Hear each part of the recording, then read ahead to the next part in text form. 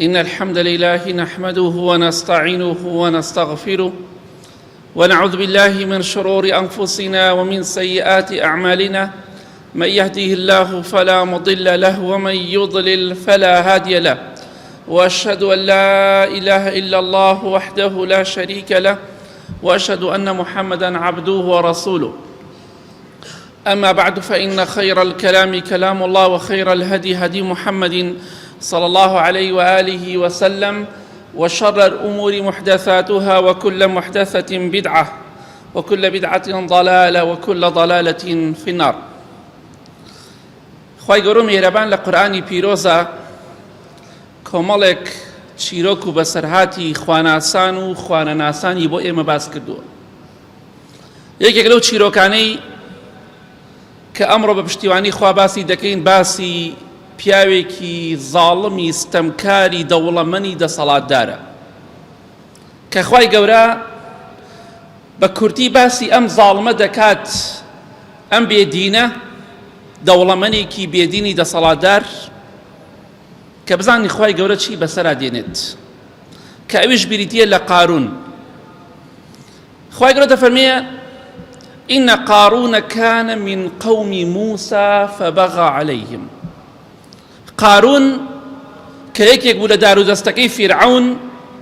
لە قەومی موسا پێغەمبەر بوو سەلامی خوای لەسەر بێ، واتە جوولەکە و بەنی ئیسرائیلی بوو. بەڵام یەکێ لە سیفەتەکانی قارون ئەم سیفەتە بوو، فبغى عليهم. وەکو هەندێک لە دەسەڵاتدارەکان و دەوڵەمەندەکانی ئەمڕۆ هەمان سیفەتی قارونیان تایە. ئەویش ئەوە بوو زوڵمی دەکرد لە خەڵکی فەقیر و هەژار، لەزەتیشی وەرەگرت، چێژی لەو زوڵمە وەرەگرت. جا هەندێک کەسێ زوڵمەکە چێژی لێ وەرەگرێ، پێی خۆشە، ئەوە کارەساتە، ئەوە سیفەتی قارونە. فبغى عليهم، زوڵمی لێیانە کرد، لەگەڵەوەدا سوکایەتی پێیان دەکرد، حەق و مافیانیشی دەخوارد، بێڕێزیشی پێ دەکردن، دڵیشی خۆش بوو بەو سوکایەتیە، بەو کوشتنە، بۆ بێڕێزیە، بۆ هەموو تاوانە کە ئەنجامی ئەدا. زاڵمێکە بوو لەم زاڵمانەی کە ئێستا نەماوە،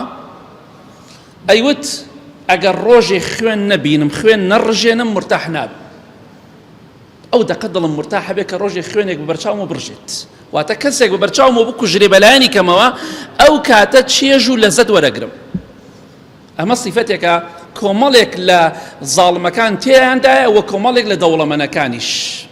دەوڵەمەندە بەدبەختەکان چێژ لە وەرەگرن، زوڵم لە خەڵکی کەن و خەڵکی بچەوسێننەوە. کاتێک کە خوێنە ڕژێنن، کاتێک کە زوڵم دەکەن دڵخۆشن، کاتێکیش کە نایکەن بێتاقەتن. یەکێ لە پیاوچاکان کە ئیمامی ئیبن سیرینە ڕەحمەتی خوای لێبێ ئەفەرمێ بە دەوری کەعبەدا تەوافم دەکرد، دەسوڕامەوە لە سەردەمی سەحابە و تابعینە. ئەفەرمێ پیاوێک تەوافی دەکرد و دەیوو خوای گیان لێم خۆش بە، باوەڕیش ناکەم لێم خۆش بی. ئەڵێ چەند جارێم قسەی دووبارە کردەوە، وتم باشە ڕەحمەتی خوات لێبێ، بۆچی دەڵێ خوای لێم خۆش بۆ باوەڕ ناکەم لێشم خۆش بی؟ ئینسانی زاڵم ئاوایە، ئینسانی خراپ ئاوایە، چێژ وەرئەگرێ لەوەی کە زوڵم لە تۆ بکە. کاتێ دڵی تۆ ئەشکێنێ، کاتێک کە دڵت خەمبارەکە، زۆر دڵخۆشە. تەبیعەتی ئاوایە، پەنا بەخوای گەورە، خوای گەورە تەبیعەتە پیسە بمان پارێزێ. ئەم پیاوەتی من وعدم بەخوادا، سبحان الله، وعدی چی داوە بەخوا؟ وتم هەر کاتێک دەستم لە عوثمانی کوڕی عەفان گیر بوو کە سێم خەلیفەی پێغەمبەری خوایە صلی الله عليه وسلم، ئیمامی عوثمان مەلایکەی خوا شەرمی لێ کرد، ئینسانێکی زاڵم شەرمی لێ ناکە. وعدم دا، نەزرم کرد، خوایە هەر کاتێ دەستم لە عوثمانی کوڕی عەفان گیر بوو، یەک بۆ کەسێک کێشمە ناوچاوێ، چێژ وەرەگرێ لەوەی لە ئیمامی عوثمان بدا، ڕەزای خوای لێبێ. ئەڵێ کاتێک کە شەهیدیان کرد، ئیمامی عوثمان شەهید کرا، ڕەزای خوای لێبێ، خەڵکی وەجبە دەڕۆشتنە ژوورە و سەحابە و تابعین نوێژیان لەسەری دەکرد، نوێژی جەنازە لە شوێنێکە دانرابوو. منیش فرسەتێکم هێنا و بەتەنها چوومە ژوورەوە بە ناوی نوێژکردنەوە. ئیمامی عوثمان ڕەزای خوای لێبێ دەموچاوی داپۆشراوە، چونکە کوژراوە، شەهید کراوە، مردوو دەموچاوی داپۆشرێ. ئەڵێ دەموچاویم لا برد پەڕۆکەی قماشەکەی بان دەموچاویم لادا، یەک بۆ کەسێکی کێشا بە ناوچاوی ئیمام عوسمانە ڕەزای خوای لێبێ بە مردووی. ئەڵێ کە بۆ کزەکەم لێدا دەستم ڕاست نەبووە تەواو ئیتر نەمتوانی ئەڵێ دەستیم بینی ئیمامی ئیبن سیرین دەفەرمێ وەڵڵاهی دەستیم بینی وەکو کۆتەرەدارێک وشک بوو وەڵڵاهی بۆ کزەکەم لێدا دەستم ڕاست نەکردەوە تەواو دەستم بەرز نەبووە کۆتایی پێ دەستم وشک بوو یەکسەر سبحان الله خەڵکانێکی ئەمە تەبیعەتیانە چێژ لەوە وەرەگرن عەزێتی خەڵکی بدەن لێی بدەن بیکوژن زوڵمی لێ بکەن سوکایەتی پێ بکەن ئەمە فیرعەون ئەم سیفەتی تیا بوو قارونیش بە هەمان شێوە فبغى عليهم زڵمی لێیانە کرد و دڵخۆشیش بوو بە زڵمەکەی ئەمە بۆ دەوڵەمەندەکان پەیامێکە ئاگادار بن سەرنجامی ئێوەش ئەگەر ئەم سیفەتتان تێدا بێ و تۆبە نەکەن سەرنجامی قارون دەبێت ئەگەر لە دنیاش نەبین لە قیامەت خۆتان دەبینەوە خوای گەورە دەفەرمێ وآتەیناه من الكنوز ما إن مفاتحه لتنوء بالعصبة أولي القوة ئەم پیاوە ئەوەندە دەوڵەمەند بوو قارون خوای گەورە ئەوەندە ماڵ و سەروەت و سامانی پێبەخشی بوو تەنها کلیلی قاسەکانی کلیلی گەنجینەکانی کۆمەڵێک کلیل هەیە ئێستا جارێ وایە ئەمە کلیلە دوو کلیلمان پێیە قاسەیە کلیلێکمان پێیە گەنجینەکانی ئاڵتونەکانی پارەکانی ئەوەندە زۆر بوو بەس کلیلی قاسە و گەنجینەکان و مەخزەنەکانی چەندەها پیاوی بە قووەت و بەهێز ئەمجا ئەیتوانی هەڵیگرێت واتە جەماعەتێک بە نەفەر و دوو نەفەر کلیلەکانی هەڵنایگیرە بە 5 نەفەریش هەڵنایگیرە بە 9 نەفەر زیاتر کەمتر ئەمجا ئەیانتوانی بەس تەنها کلیلی خەزێنەکانی قارون هەڵگرن ئەم خەزێنیان ئاڵتونە ئەوە ئەڵماسە ئەوە زیوە ئەوە پارەیە ئەوە چی هەمووی کلیلی هەبوو بەس کلیلەکانی وەجبەیە زەلامی بە قووەت و بەهێزی دەویست ئەمجا خوای گەورە دەفەرمێ لەتەنوء بالعصبە ئەو جەماعەتش ئەو کۆمەڵە پیاوەش بە قورسی کلیلەکانیان هەڵگرت واتە ئەوەندە قورس و گەورە بوو ئەوەندە زۆر بوو کەواتە خوای گەورە ماڵ ئەدا بە کەسێک خۆشی بوێ و بە کەسێکیش کە ڕقی لێی بێ قارون دوژمنی خوا بوو بەڵام خوا ماڵی پێبەخشی بۆی تۆش کاتێککە دەوڵەمەند بووی وا نەزانی خوا خۆشتی دەوێ خوای گەورە کاتێک خۆشتی دەوێ ڕێگای خوا بگری ئێستش هەرچی دەوڵەمەندی سەر زەوی هەیە کەمی تیا موسڵمان بێ ئیلا بێدینەکانن یەکەم و دۆم و سێم و دەیەم بڕۆ گشتی هەمووی سێکی بێدینە هەمووی غەیری موسڵمانە پێغەمبەران سەلامی خوایان لەسەر بێ فەقیر و هەژار بوون بەڵام دوژمنەکانیان دەوڵەمەند بوون بۆیە خوای گەورە ماڵ ئەدا بە کەسێک خۆشی بوێ و کەسێکیش کە ڕقی لێ بێ بەڵام ئیمان نادا بە کەسێک ئیلا خۆشی نەوێت ئەبێ خۆشی بێ ئەم جای داتی کەسێکی خۆش نەوێ ئیمانی ناداتی خوای گەورە بۆیە هەر کەسێک لە ئێوە کە دەوڵەمەنە دڵخۆش مەبن ئەگەر ڕێگای خواتان بزر کردووە قارونیش دەوڵەمەند بوو بەڵام دوژمنی خوا بوو کەواتە با بزانین قارون لەگەڵ ئەوەدا ئەم هەموو ماڵ و سەرەت و سامانەی هەبوو کۆمەڵە کەسێکی دڵسۆز هەبوون لە قەومەکەی خۆی لە دەوروبەری خۆی ئیماندار بوون ئامۆژگاریان کرد یەکێک لە ئامۆژگاری قەومەکەی قارون بۆ قارونی ستەمکار و زاڵم و دەوڵەمەند ئەوە بوو ئەمە ئامۆژگاری بۆ هەموو دەوڵەمەندێکی تریش تەنها بۆ قارون نییە إذ قال له قومه لا تفرح إن الله لا يحب الفرحين أي قارون ئەو ماڵوت و سەرۆت و سامانەی کە خوا بە تۆی داوە کەشخە و پۆزی پێوە لێ مەدە کەشخەی پێوە مەکە پۆزی پێوە لێ مەدە بەسەر خەڵکی فەقیر و هەژاردا هەندێک کەس شەیە هەمان سیفەتی قارونی تێدایە پەنا بە خوای گەورە خوای گەورە سەرۆت و سامانی پێبەخشیوە پۆز لێدا بەسەر خەڵکی فەقیر و هەژارە هەندێک کەس شەیە سوبحانڵڵا شتێکی وای نییە نەدیودی پێڵن نەدیودی ناوخۆمانە تۆزێ حاڵی باشە ئەچێ بەلای ژنی خەڵک و پیاوی خەڵک گاڵتەی پێکات ئەمە چییە ئەمە کەی ماڵەتەوەتە ئەمە کەی شتە فڵان شتەوەتە ئەمە کەی فڵان شتە هاتووەتە گاڵتەی پێکە ماڵەکەی من وایە ماڵەکەی تۆ وایە بەڕاستی ئەمە سیفەتێکی زۆر خراپ و تەکەببور و لە خۆبایی بوونە وتیان ئەی قارون ئەو ماڵ و سەرۆت و سامانەی کە هەتا پۆزی پێوە لێ مەدە بەسەر فەقیر و هەژارەکانە چونکە خوا ئەو کەسانی خۆش ناوێ کە پۆز لێ ئەدەن کە خۆیان بە گەورە دەزانن بەسەر خەڵکیا و گاڵتە بە خەڵکی فەقیر و هەژارەکەن خوا سیارەی پێتا سیارەکەی ئێمەکە دڵی خەڵکی ئەشکێنن ئەمە سیفەتێکی زۆر خراپە قارونیش بە هەمان شێوە پۆزی لێ ئەدا بەو ماڵ و سەرۆت و سامانەی کە هەیبوو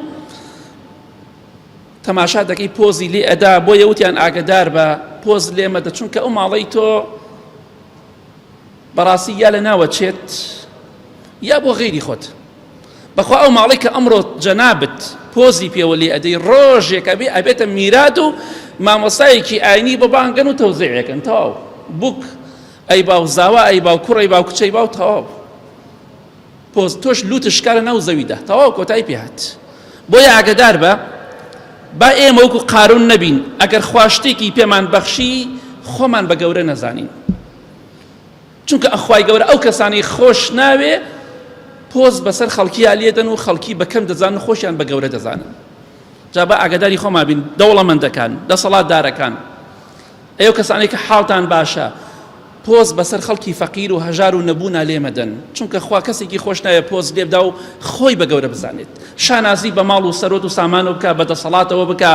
بە دەوڵەمەندیەوە بکە بە جوانیوە بکە بە عەقڵەوە بکە بە هەر شتێکەوە بکە خوا ئەو کەسانی خۆش ناوێ بەڵێ قەومەکەی بەردەوام ئامۆژگاریان دەکرد ئەی قارون ئاگاداری خۆت بە وابتغی فيما آتاك الله الدار الآخرة ئەی قارون خوا ئەم سەرۆت و سامانەی بە تۆ بەخشیوە تۆ ئەوەندە دەوڵەمەندێکی زۆر زەبەلاحی ئەو ماڵی کە هەتە هەوڵ بدە بەو ماڵ و سامانەی کە هەتە فيما آتاك الله الدار الآخرة يعني هەوڵێ بدە بۆ قیامەتی خۆت خێر بکە صدقه بکە بۆی ئەو ماڵ و سەروەت و سامانەی کە هەتە بەخشیتە لە پێناو خوادا ببێتە هۆکارێک بۆ ڕزگاربوونی تۆ لە ئاگری دۆزەخ لە تووڕەی خوا چونکە سەدەقە و خێر هۆکارێکە بۆی کە خوای گەورە لێت تووڕە نەبێ بۆی خوای گەورە بتخاتە بەهەشتەوە بۆی خوای گەورە لە ئاگری دۆزەخ بە دوورت کە خێر و سەدەقە بکە ئەی قارون ئەو ماڵ و سەروەت و سامانەی کە هەتە بیکە هۆکارێک بۆی کە لە قیامەت ڕزگارت کە ڕوو دەکەمە دەوڵەمەندەکان ئەو ماڵ و سەروەت و سامانەی کە هەتانە لە پێناو حرامدا سەرفی مەکەن بەهۆی ئەو ماڵ و سەروەت و سامانەوە بە دڕەوشتی مەکەن زینا مەکەن پارەم پێ و لەگەڵ ژنی خەڵکە ئاخەوم پەنا بەخوا خەڵکێکی ئاوا دەڵێ یاخود بەبێ مقابل پارە نادەم هیچ فەقیرێ ئەمەش هەیە زۆریشم بیستووە ئەمە هەوڵێک نادا بۆ قیامەتی خۆی زینا دەکا پەنا بەخوا بە دڕۆشتی دەکا عارەق دەخوا عارەق دەڕازێنێتەوە بۆ خەڵکی بۆ شتێکی دەستکەوێ ئەو ماڵ و سەروەت و سامانەی کە هەیەی بۆتە هۆکارێک بۆی کە قیامەتی خۆی سەخت کە نەک قیامەتی خۆی باشکە چونکە ئینسان دەتوانێت بۆ ماڵ و سەروەت و سامانە بەهەشت بکڕێ یا دۆزەخ بەڵام قارون دۆزەخی پێکڕی کەسانێکی تریش هەیە هەمان شێوەی قارون ئەو ماڵ و سەروەت و سامانەی خۆیان لە شتی حرام و ناشەرعیە سەرفەکەن جەهەنەمی پێدەکڕن پەنا بە خوای گەورە نەک بەهەشت جا بۆیە ئامۆژگاری خوای گەورەیە کە ئێمە ئاگاداری خۆمان بەتایبەتی دەوڵەمەندەکان ئەو ماڵ و سەروەت و سامانەی کە هەتانە لە حرامدا سەرفی مەکەن لە دژایەتیکردنی دینی خوادا سەرفی مەکەن بەڵکو بیکەنە هۆکارێک بۆی کە لە قیامەت ڕزگارتان بێ بە ئیزنی خوای گەورە یەکێتر لە ئامۆژگاری قەومەکەی بۆ قارونی ستەمکار دەیانوت ولا تنس نصيبك من الدنيا ئەمەش نەسیحەتێکی جوانە بۆ قارون بۆ دەوڵەمەندەکانی ئەمڕۆژ ئەو بەشەی کە هەتە لە دنیادا فەرامۆشی مەکە بەشەکەی خۆت واتە خوای گەورە سەرۆت و سامانێکی پێت بەخشیوە دەوڵەمەند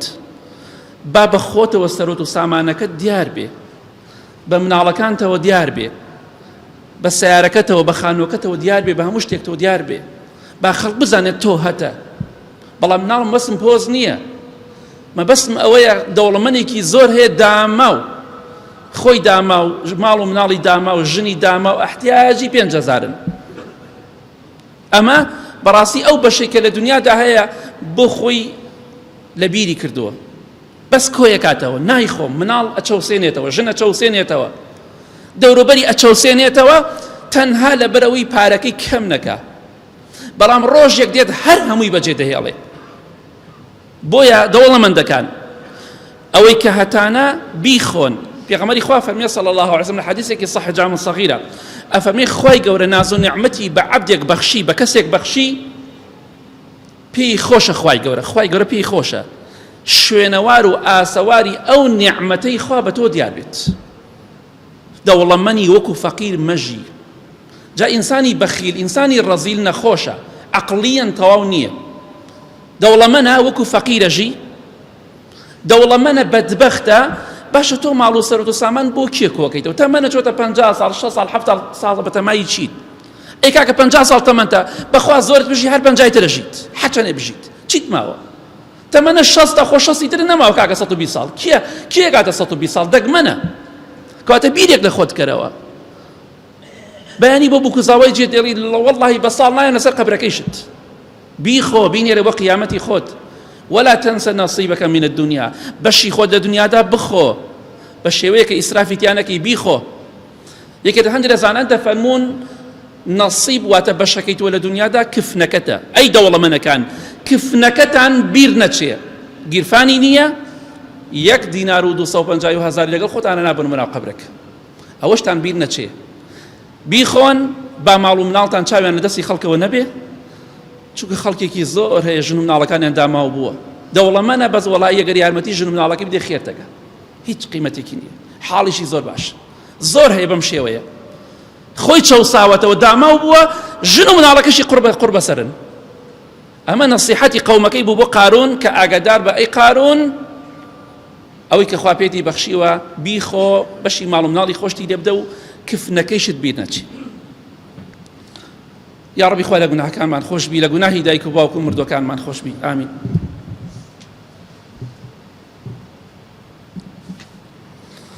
الحمد لله والصلاة والسلام على رسول الله وعلى آله وصحبه ومن والاه قارون بهوي دولة من ديكي وبهوي دا صلاتكي وسنوري خواي بزانت للرقاي خواي درشو لخواي بايبو بويا قومكي بيانوت وأحسن كما أحسن الله إليك ئامۆژگاری خێریان کرد ئەی قارون خوا چاکەی زۆر لەگەڵ تۆوا کردووە تۆش چاکەکار بە چاکەی هێناوەتە ڕێت تۆش خراپەکار مەبە خوای گەورە چاکەی گەورەی لەگەڵ تۆوا کردووە دەوڵەمەندی کردویتە احتیاجی خەڵک نیت دەی بۆیە تۆش لەگەڵ فەقیرەکانە باش بە بە خێر و سەدەقە بە زەکات بە یارمەتیدانی خەڵکی فەقیر و هەژار باش بە لەگەڵیانە مادەم خوا لەگەڵ تۆ باش بووە ناز و نعمەتی پێت بەخشیوە تۆش لەگەڵ خەڵکی فەقیر و هەژارە باش بوو ئەوەی کە هاتە بیخۆ بەشی خەڵکیشی لێ بدە دڵنیا بە خێر و سەدەقەم پێغەمبەری خوا فەرموویە صلی الله عليه وسلم والله ماڵ بە خێر و سەدەقە کەم ناکە بیبەخشە بەشی خەڵکی فەقیر و هەژاری لێ بدە بۆیە دەوڵەمەندەکان خوا ناز و نیعمەتی پێتان بەخشیوە حاڵتان باشە فەقیرەکانتان لەبیر نەچێ نەک مانگی ڕەمەزان دوای مانگی ڕەمەزانیش بەڵام هەیە کە دەڕۆی داوای یارمەتیکی لێکە یا فەقیرێ داوای یارمەتی لێکە سوالکەر ناڵێن سوالکەر فەقیر نییە باسی خەڵکی فەقیر ڕاستەقی ناکەم کاتێک کە ئەڵی فەقیرێکە نەخۆشێک هەیە ئەڵێ بەخوا بەدەستمەوە نییە نیو سەعادە دەقە دوای بڵێ عەرزەکەی بای 50 دەفتەرە تیجاری خێرێ باشە ئەڵێ با بڕۆین لەکوێ با بڕۆین ئەی تۆ پارەم پێ نییە تۆ زێن پێش پارەم پێ نییە ئەم بەڕاستی ئەمە کارەسات مسلمانێک وتی چوومە لای پیاوێک وتم پێویستم بە پارەیەکی کەمە مەبلەغی 15 وەرەقە بۆ چەند مانگێک پیاوەکە وتی بەو خوایە بەدەستمەوە نییە 15 وەرەقە پیاوەکە وتی یا ڕەبی خوا بە درۆت نەخاتەوە سبحان الله چەند مانگێکی پێچوو ئەم پیاوە ئیفلاسی هێنا وەلای برادەرێک وتبووی ئەو کاتەی فڵان کەس داوای پارەیم لێ کرد 300 دەفتەر پارەمە بوو 300 دەفتەر ئەی بۆ خوا 15 وەرەقەم پێ نییە بەخوا چاکیش دەیناسم کەسەکە خۆم چاک دەیناسم مەبەستم چییە ئەمە کارەسات یعنی خەڵکێکی فەقیر خۆ نەویتۆ بمدەرێڵێ بە قەرز ئەڵێ 300 دەفتەر تێڵێ بەخوا 15 وەرەقەم پێ نییە نیمە پارە ئێکاک خۆنی تۆ توانیم بڵێ هەفتەیتر پارەکە دەمێ 5 ڕۆژتر پارەت دەمێ نیتە یعنی چی هەندێک کەسێ زۆر داماوەشین خوا چاکەی لەگەڵا کردوونە بەڵام خەڵکی فەقیر و هەژاریان لەبیر نییە خوای گەورە تۆڵیان لێکات ئێستا خوا ئەوەتی کەسێ وەرەقەیەکی داتی یاخوا پیرۆزت بێت دەبڕۆتی کە خوا پێتی داوە ئەگەر لە خەڵکی فەقیر و هەژار بێ یارمەتیان بدە ئابۆ شێوەیە بژی چونکە بەڕووتی هاتوون و بەڕووتیش دەڕۆنەوە ئەی دەوڵەمەندەکانەوە باش بزانن بەخوا تەنها خامێک و خامەکەش خەڵکی خێرخواست بۆتانی کڕیەوە پاری خۆتان نییە آخر ئامۆژگاری قەومەکەی قارون چی بوو وتيان ولا تبغي الفساد في الأرض إن الله لا يحب المفسدين. أي قارون أما لو سرت ساماني كخوا بتوي بخشيوا بمالو سرت سامان لسر زويا فسادي وخرابة بلاو مكروا سخلكاني كيد الصلاة يعني ياخد باريان هي تماشا دكي لسر زويا خرابة بلاو دكنوا أو كوجن لسر عرضي لسر باري تماحية ظلم لو كأكل لو كأدن خلقا يرنجانيا وكيتر بو مالو سرت ساماني كهيانا فسادي لسر زويا بلاو كنوا هلو كشون قارون ديكرت هر کەسێک عەقڵی نەی بڕایە دار و دەستەکەی بۆ ئەنار یا بیکوژن یا سوکایەتی پێ بکەن. کەسانی کشێ بە هەمان شێوەی قارون لەسەر زەویا فەسادی بەڵاوەکەنەوە پارەیەکی پێیە لە شەڕ و لە ئاژاوا سەرفێکە خەڵکە کوژێ زوڵم لە خەڵکی ئەکا تەعدا لە خەڵکی ئەکا سوکایەتیان پێ دەکا هەڕەشیان لێ دەکا چونکە پارەی پێ بۆی ئەی قارون بەو سەروەت و سامانەی خۆت لەسەر زەویا فەسادی بەڵاو مەکەرەوە زینا مەکە مەشروب مەخۆ حەقی خەڵکی داگیر مەکە زەوی خەڵکی داگیر مەکە بیر بۆ خەڵکی و چاڵ بۆ خەڵکی هەڵ مەکەنە دژایەتی حەق مەکە بەڵام قارون وازی نەهێنا. ئەزانن جوابی قارون چی بوو بۆ ئەم هەموو ئامۆژگاری جوانە؟ وە کاتێکە کە موسا سەلامی خوای لەسەر بێت چەندها ئامۆژگاری خێری کرد قەومەکەیشی بە هەمان شێوە. ئەمە وەڵامی قارون بوو دوای ئەو هەموو ئامۆژگاریەکە کرا. هەنە دەوڵەمەندیشێ هەمان وەڵامی هەیە. قال إنما أوتيته على علم عندي. وتي هو ئامۆژگاری چی منەکەن؟ من ماڵم پایا کردووە بۆ خەڵکی فەقیر و هەژار؟ من ماڵی خۆمە تەکەبور دەکەم بەشی خەڵکی لێ نادەم خراپی پێ دەکەم زوڵمی پێ دەکەم هەموو شتێکی پێکەم. من بە عیلم و زانیاری و عاقڵی خۆم من کەسێکی عاقڵم خەبیرم شارەزام بە عاقڵی خۆم ئەم ماڵ و سەرۆت و سامانم پیا کردووە هیچ پەیوەندی بە خواوە نییە. خوا بە منی نەداوە. خۆم عەقڵی خۆم تیجاریە. سە خەڵکیشێ پۆست لێ داڵێ من عەقڵم تیجاریە. ماشەڵات لێبێ. تیجاریە. ئەو خوا پێتی بەخشیوە پۆست لێ مەدە. خوای گەورە ویستی لێ بێ وات لێ ئەکا یەک و دوو لە یەک جیا نەکەیتەوە.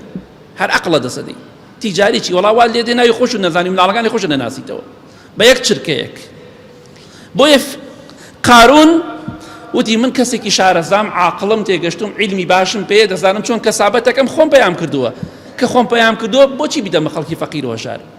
خۆم پەیام کردووە چی پەیوەندی بەخواوە هەیە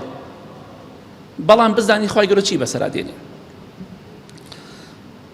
قارون بۆ ئەوی زیاتر ماڵ و سەرۆت و سامانی خۆی دەرخا پۆزەکەی بە قووەتر بێ خوای گەورە دەفەرمێ فخرج على قومي في زينتي قال الذين يريدون الحياة الدنيا يا ليت لنا مثل ما أوتي قارون إنه لذو حظ عظيم. قارون لەگەڵ دار و دەستەکەی خۆیدا لەگەڵ سەروەت و سامان و ئاڵتون و هەموو شتەکەی خۆیدا بە ماڵ و سەروەت و سامان و پۆزی خۆیەوە دەرچوو بە ناو قەومەکەی خۆی وتیان فڵان سەعات فڵان دەقا قارون دەرئەچێ ئاگادار بن چۆن مانۆڵی سەربازی ئەکرێ ئاوا بە هەمان شێوە قارون دەرەچێ بە ماڵ و سەروەت و سامان و بە کرێکار و بە عەبدەکانی و بە حیمایە و بە هەموو کەسەکانی ئێوەش چاوەڕێکن ئیتر خەڵکی وەساوە لەسەر جادە ئەم بەر و ئەو بەر چاوەڕن قارون بێت. قارون هات خوای گەورە فەرمێ ئەو کەسانی کە ئەهلی دنیا بوون دنیاویست بوون یانو ئای یا لەیتە لەنا میثل ما ئوتیە قارون خۆزگایە کاتە بینیان قارون هەموو شتەی بەدواوەیە ئەمە سەرۆت و سامانەکەیتی ئەمە حیمایە و کۆیلەکانێتی ئەمە سەرۆت و سامانەکەیتی ئەیانوت خۆزگایە ئێمەش وەکو قارون خوا ماڵی پێمان بەخشیایە. بەڕاستی خاوەن بەخت و بەشێکی زۆر گەورەیە. سبحان الله کەسانێکی ئەمڕۆژ بە هەمان شێوە وەکو ئەو خەڵکەی دەوروبەری قارون کە سەیری قارونیان دەکرد هەمان تەبیعەتیان هەیە. ئەوان ئاواتیان بە قارون نەخواست. خەڵکانێکشی ئەمڕۆ مەسوولێک دەبینێ یاخود دەوڵەمەندێک دەبینێ دەڵێ خۆزگایە من کوڕی فڵان کەس بوومایە خۆزگایە حیمایە فڵان کەس بوومایە خۆزگایە سایەقی فڵان بوومایە لە کاتێک ئەو کەسە ڕێگای خواشی بزر کردو و ڕێگای خواشی نەگرتووە یعنی ئینسان بۆ خۆیەوە بچووکاتەوە. کەسانێکی زۆر ئاواتیان دەخواست وەکو قارون بوونایە کوورە حیمایە قارون بوونایە لە قارون نزیک بوونایە بەڵام ئەو کەسانی خوای گەورە دەفەرمێ ئەهلی عیلم و ئیمان بوون دەیانوت ئەوە ئێوە چی دەڵێن پاداشتی خوا گەورەترە